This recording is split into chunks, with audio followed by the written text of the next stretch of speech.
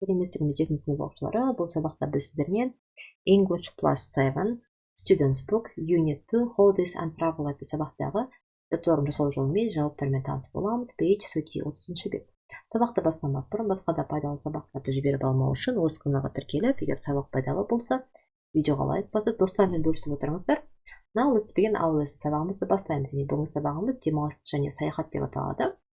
Бұл сабақта біз бір қысқа мәтіндерді оқып, сол мәтін бойынша жаттығулар орындайтын боламыз. Exercise 1. It's a travel brochure, then listen to the conversation which adventure holiday do the people choose. Мына брошюраны оқып, және тыңдалым бойынша, тыңдалымды тыңдасаңыздар болады. Сол тыңдалым бойынша бұл неде 4 кейіпкер туралы әңгіме, сол 4 кейіпкер қандай демалыс түрін таңдады, соған жауап беруіміз қажет. Let's read and translate the brochure. Yes, берілген брошюраны оқып отырайық. Adventure holiday in Kazakhstan. Қазақстандағы шытырманға толы демалыс деген. The first winter sport is Шымбұлақ. Шымбұлақтағы қысқы спорт түрі.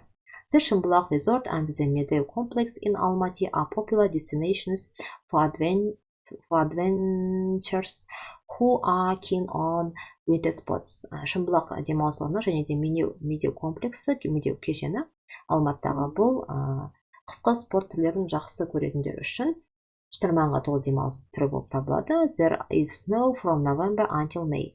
Бұл жерде қараша айынан мамыр айына дейін қар болады. You can learn to ski, skate and snowboarding here. Бұл жерде сен шаңғы теуіп, сырғанақ немесе сноуборд теуді үйрене аласың. Next, rafting at the Sharon River.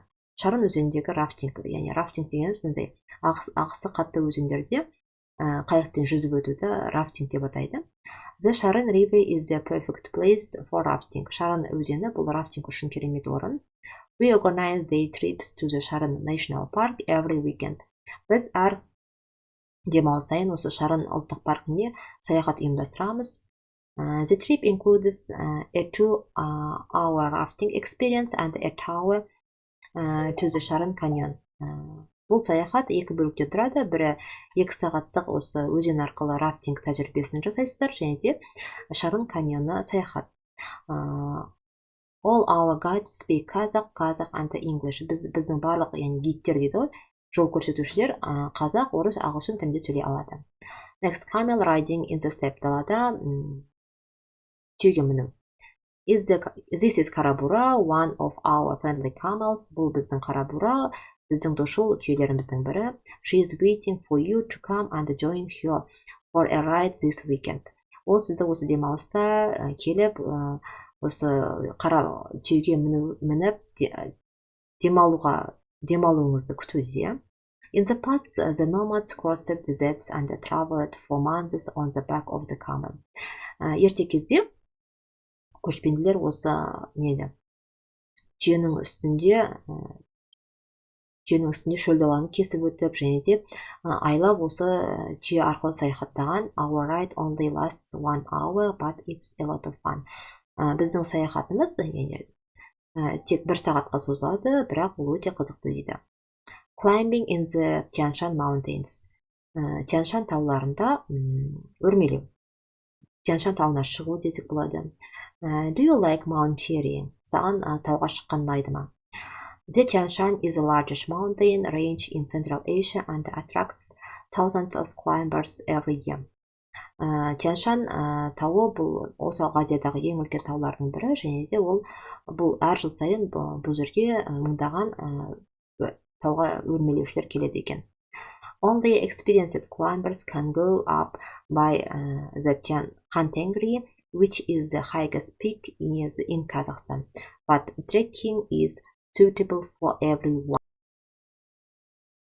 Тек қана тәжірибелі тауға өрмелеушілер ғана хан тәңірі шыңына шыға алады, бірақ осы трекинг деген және өрмелеудің бір түрі екен. Трекинг әр адам жасай алады екен. Next, енді сұраққа жауап беретін болсақ, яғни бұл балалар сонымен қандай демалыс түрін таңдады? They choose camel riding in the steppe. Олар далада түйеге мінуді таңдапты. Next, exercise 4. Listen again. Who said these things? Мына сөйлемдерді кім айтты, соны айтуымыз қажет. The first, Henry told Tanya that he wanted to go on an adventure holiday. Генри Таняға оның шытырманға толы демалысқа барғысы келетінін айтты. The second, Сирик said that he liked winter sports. Сирик оның қысқы спорт түрлерін жақсы көретінін айтты.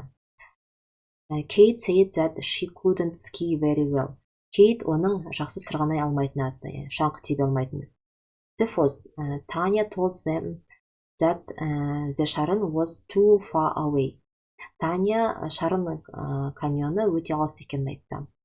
The fifth, Tanya told Henry that he was reading travel brochure. Сирик Генриге өзінің жаңағы саяхаттау брошюрасын оқып тұрғанын айтты. The sixth, Tanya said that she was calling the travel agency. Таня өзінің саяхаттау агентствосына хабарласып тұрғанын айтты дейді. Next exercise 3, look at the verbs in blue in the sentences in exercise 2, then complete the rules. Екінші жаттығудағы көппен берілген, яғни сөздер told, said сөздердің айырмашылығын айтуымыз қажет. Ол не үшін қолданады? The first, we use the past simple tense of the verbs say and tell to report that someone else said. Басқа біреудің сөзін жеткізу үшін біз өткен шақ қолданамыз, иә? Say және tell сөздермен бірге. The second, say is always followed by that plus subject plus verb. The third, after tell, we always use an indirect object. The object can be a name, a noun, or a pronoun. Басқа біреудің басқа біреуге не айтқан айту үшін біз told сөзін қолданамыз. Now, the fourth, look at the examples of direct and indirect speech in the table, write the names of the tenses. Яғни мына сөйлемдерге қарай отырып, оны қай шақты қай шаққа ауысатынын айтуымыз қажет. Яғни direct speech дегеніміз төл сөз ғой, адамның өзінің айтқан сөзі, төлеу сөз қалай жасалады осыдан. Сол бойынша ереже. I like winter sports. Маған қысқы спорт түрлері ұнайды. Бұл бізде present simple'дағы сөйлем. Төлеу сөз жасаған кезде past simple'ға айналады. He said that he liked winter sports. Ол оған қысқы спорт түрлері ұнайтынын айтты. Ол өзі туралы айтқан, иә? Now the third. Present continuous. I am calling the travel agency. Мен саяхаттау агентствосына хабарласып жатырмын. Бұл past continuousқа ауысады. She told Сирик that she was calling the travel agency. Ол Сирикке айтты. Ол Сирик, яғни бұл әңгіме кімге айтылып жатқаны көрсетілетін болса, told сөзін қолданамыз. Ол Сирикке оның саяхаттау агентствосына хабарласып жатқанын айтты. Now exercise 5, report the statements. Төл сөзді төлеу сөзге айналдырамыз.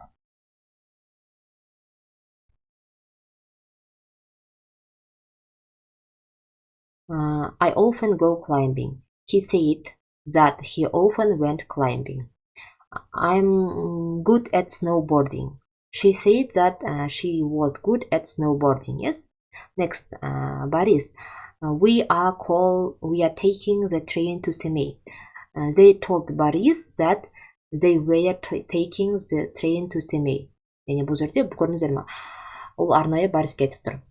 I live in Petropavl. Сөйлем present simple'да present past simple'ға ауыстырамыз. You said that you lived in Petropavl. I am going home, Dana. Уже told сөзін қолданамыз. He told Dana he was going home. Next exercise 6. Work in pairs. Жұптық жұмыс. Imagine you want to go on holiday this weekend. Өзің осы демалыс күні бір демалысқа шыққың келетін елестет дейді. Make a list of places you could visit and the things you could do there. Ол жерде істейтін іс-әрекеттерің қайда баруға болады, немен айналысуға болады. Сол бойынша тізім жасап, досың екеуің қысқаша сұхбат жасайсыздар. Do you like skiing? Саған шаңғы тебу ұнайды ма? No, I don't like skiing. I like swimming. Rustam said that he didn't like skiing. He told me that he liked swimming деген сияқты.